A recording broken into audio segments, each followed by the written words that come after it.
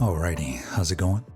This is Jonathan with Boston Collectors, and today we're bringing a different kind of video involving a topic that we touched on about maybe 3 years ago. If you'd like to watch an old video, I'll go ahead and link it in the description. Spoiler, I still use everything from that upload to this day. A lot of you shared your opinions with us under our latest Kit Bash series, where I pieced together my Clone Wars version of Anakin.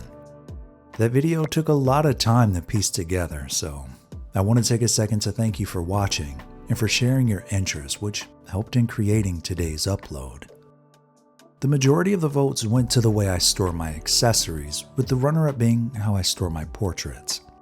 We'll sprinkle in a few more sections in this video to better help the community, but since no one cared to really know about the tools I use, we'll save that one for channel members. If you'd like to see it, consider supporting us by joining. There are a few more uploads that we have showcasing how I light, edit, and film. All we ask is that you like this video for us and subscribe for more. And with the intro out of the way, let's go ahead and jump in.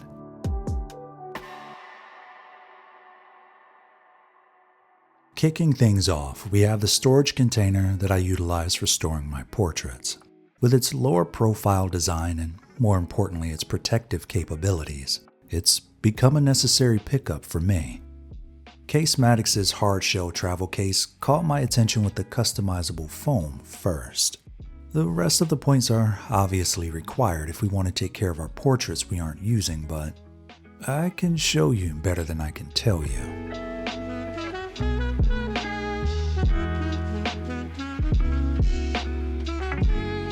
The pre-diced foam is easy to manipulate and can be customized however you please for the way you plan to store your portraits. I'd suggest saving a few of these though, and you'll see why. Portraits like Jesse is a good example. While you can dispose of a lot of the cutouts, what I like to do is use them as risers here and there when needed. With a pair of scissors, simply cut them at the midway point and you have two different pieces to use for the portraits that may require them. Using Cat Bane as another example, his faceplates are extremely flat and will certainly require these cutouts. Here, I'd like to showcase how easy it is to reorganize the case, if or when the urge strikes.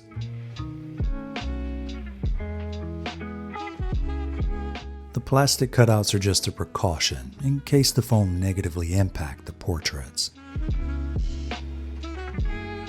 For designs with hair like Hunter, he isn't using a cutout though. The only thing a lot of them share is the plastic portion I mentioned prior. I've never had the foam bleed into any of my portraits before, but these are a little too expensive for me to leave to chance. I implemented this small change at some point last year and it helps with peace of mind.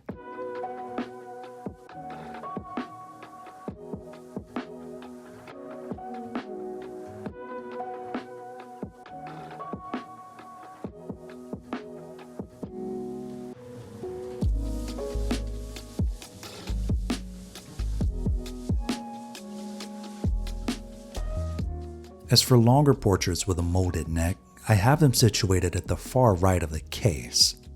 As a small note, the paint rub on the neck is from the figure's clothing and not the foam.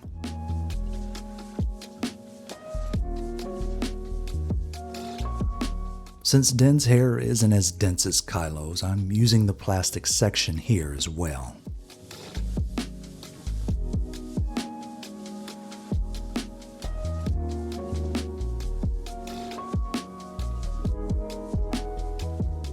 For added protection, there's a layer of foam padding at the base of the case. Just be careful how you extract the portraits while doing this.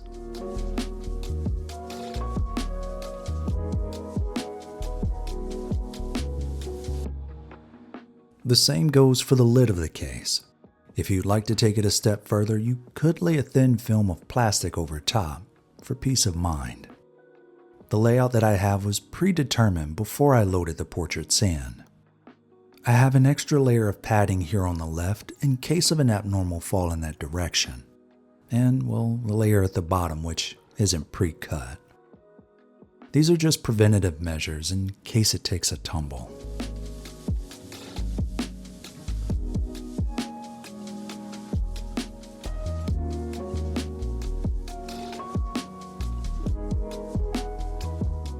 I decided to go with a 3x2 layout for the necklace portraits and a 5x2 design for the molded neck portraits. Depending on your layout, you could very well store up to 45 necklace portraits all together, or 27 molded neck designs. For my setup, it's 35 and 6. Another cool thing about this case is you can always go to Casematics's website and purchase the inserts for your case in the event that you mess anything up. And, well, there you have it. Let's continue. The Husky tool cases from a few years ago are still here. The only difference is there are a lot more of them now. I have to say, I love the build quality of them and the interlocking mechanism which allow me to transport multiple cases at a time. If you've worked with a tool case like this before, then you know what to expect.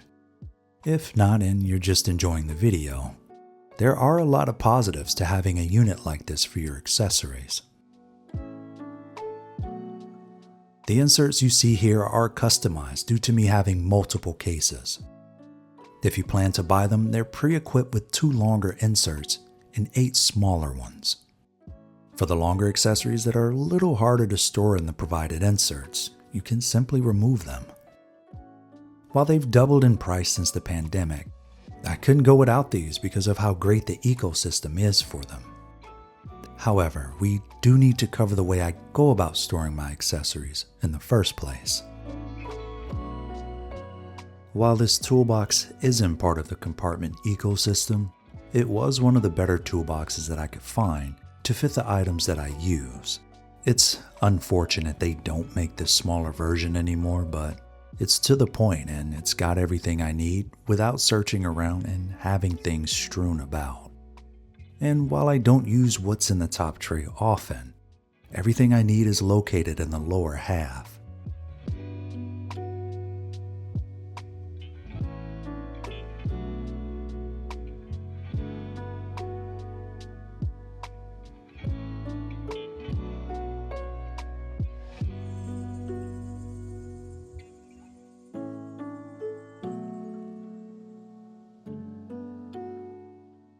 The Dymo Letra tag is still holding strong, even after 3 years of use. And while it might look archaic to some and perhaps not modern enough, the task required of it is all that matters, and it gets it done. There isn't ink to replenish or swap out, so you don't have to worry there. Simply type in the name and the device spits out the text.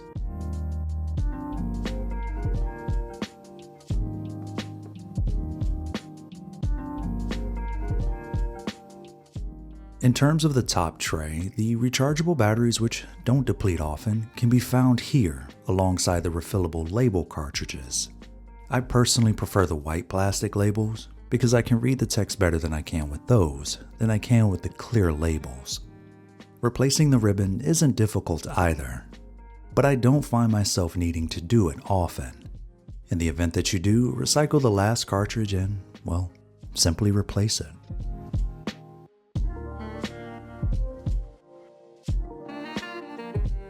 I've set up this system after our reviews that I've come to enjoy. Outside of the figure bases, everything else is lined up on the table for me to pack away. I've put together a list of everything that I'm using in today's video down below. What I do first is group my accessories based on type and length. After that, I pull out the baggies per group for each of them to feel. From here, I place the accessories on top of them to make sure they all fit comfortably. It might be a simple process, but something about it feels oddly therapeutic.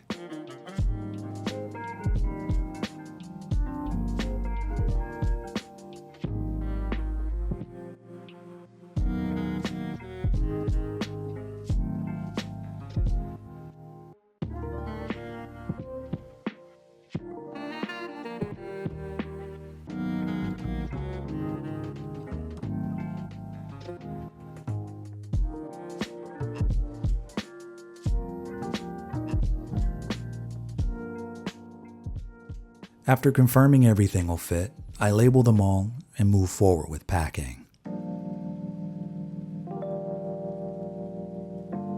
When packaging your accessories, you'll need to give them room to breathe. By packing them in, it might be a bit more of an issue if you don't have them stored in a temperature-controlled environment. That would more than likely make them meld together, which we'd like to avoid. As an example, we have Count Dooku's hands all in one, but characters like Darth Vader will require multiple bags and at different sizes due to the shape and design.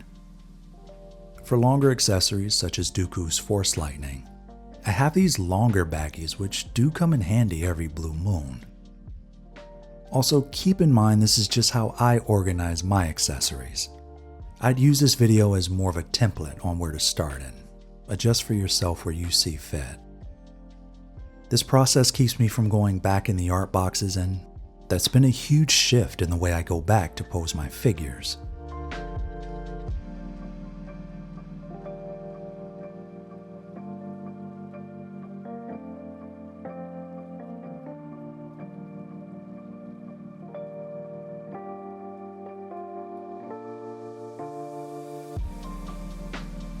With everything packaged up and ready to store, this is where it ends.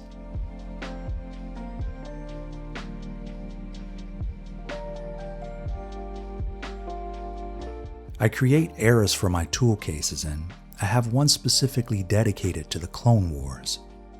So Count Dooku's accessories are going in the prequel case. Well, apart from the longer accessory here, which I have stored in more of a hodgepodge container for now.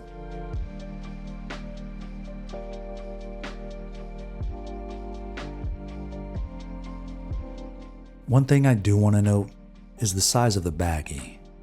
This one is a little larger than I'd like it to be. As mentioned earlier, the sizing of the baggies depend on what you're storing. Darth Vader, for example, will always require a bigger version, whereas light-side Anakin's is the perfect size if you like them to fit comfortably in the inserts provided by Husky. Director Krennic's is the same size as Dooku's though, and as you can see, there's a lot more space in the bag. I'd recommend Anakin's, but there's nothing wrong with a slightly larger bag. They end up coming in handy for saber arms and a lot of additional accessories. For this last segment, we've disclosed working with GunPrimer a little over a month ago for a review. If you haven't seen that reel, let's take a quick moment to show it. GunPrimer sent us their all-in-one maintenance kit free of charge, and we're free to discuss this product as we please. So thanks to them for sponsoring today's video. On the chopping block, we have Lightside Anakin by Hot Toys. Since he's currently displayed on my desk, he's prone to collecting dust and debris over time. The Glazer solution has a semi-permanent effect, and it's meant to reduce dust sticking to the surface of your collectibles, block harmful UV rays, and more. There's a richness to the colors and a lustrous shine that's difficult to capture in camera. By comparing two of the same figures, let me know which one you think is the treated version. The all-in-one kit is pretty decent for the price tag, although we'll need to update you all in a few months to see if the product is doing what GunPrimer claims. If you'd like an in-depth video on YouTube, let us know in the comments, and thanks again to GunPrimer for sponsoring this video. After that video, I've had Anakin sitting out in my office on the desk in the same pose for a little over a month. So the dust is intentional and will serve as a small window of testing. But first, let's go over my thoughts for their product. This is the same figure a month ago before the application. The color grading will also stay the same throughout this entire section so that no one is manipulated into thinking the product is working harder than it is. Going in, I was extremely nervous. Our figures aren't cheap, and asking me to spray something like this on them is quite the ask. So because I have two of the same figures, I was okay with testing on the extra one that I had. To be precise, GunPrimer's finishing solution is made of silicone and has non-reactive substances that don't change over time. Since the raw materials aren't oxidizing or changing physical properties, they maintain good condition for a longer period of time than typical leather protectors. Another advantage being, well, it doesn't produce excessive gloss. The same way you'd use a product like Trinova on your pleather is the same way you'd use this. you'll have to buff the solution in with a microfiber cloth or use the dust brush stick for areas like belts and portraits. I don't consider a month enough time for testing something quite like this. While there are a lot of great upsides to their solution, and they were kind enough to show some of the field tests, I'll have to have a bit more time pass before I can comfortably recommend it. In all fairness though, I have noticed a change between the two even after a month has passed. I'd be curious to see what you all think in the next section though. To preface it, well, I'll have both the non-treated version of Anakin compared to the one treated by GunPrimer. In the comments section below, share your guesses and I'll confirm them after. And with that, let's begin.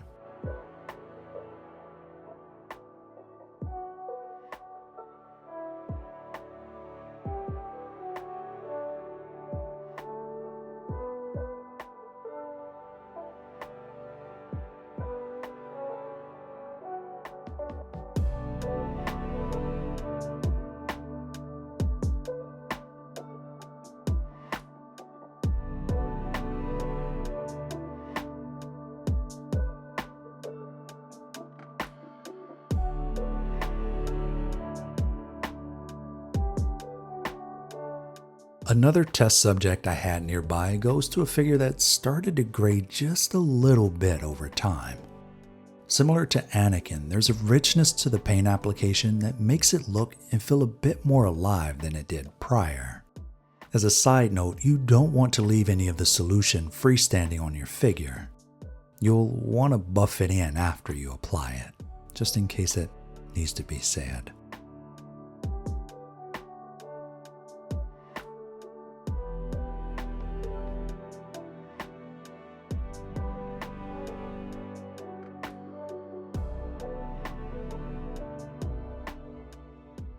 Now that some time's passed, the dust should easily fall off of the figure, and the richness to the color should still be present afterwards. I have to admit, even after a month, the softer moisturized feel to the pleather is still present, as well as the subtle color in the face.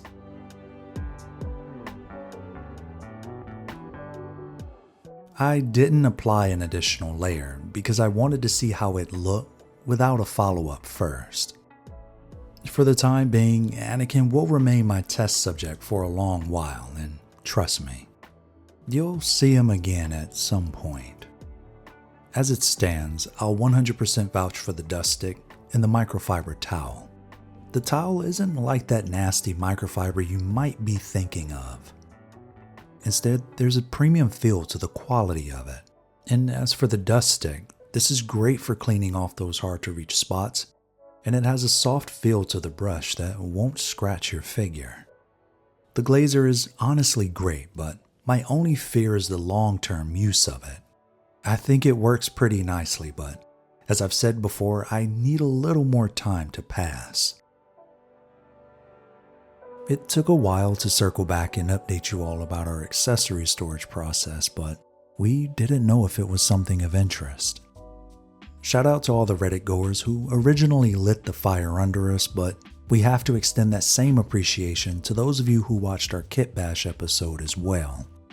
I contemplated adding the way I customized some of the hands to work with my collection, but it didn't feel like it matched what this particular video had to offer. We'll consider it for the future, but feel free to voice your opinion in the comment section if you're interested. Our goal is to help the community as best we can, so don't hesitate to ask questions. As a reminder, these aren't set in stone methods to abide by. You may find other strategies that work for you, and that's okay. While some of the things we showcase may be common sense for some collectors, consider those who are new to the space or just never considered a different way of doing things. With that said, we have Mace Windu coming in pretty soon, so stay tuned for that review by subscribing to the channel. Like this video if you haven't already, and we appreciate you for taking the time out of your day to watch and hopefully enjoy. Take it easy.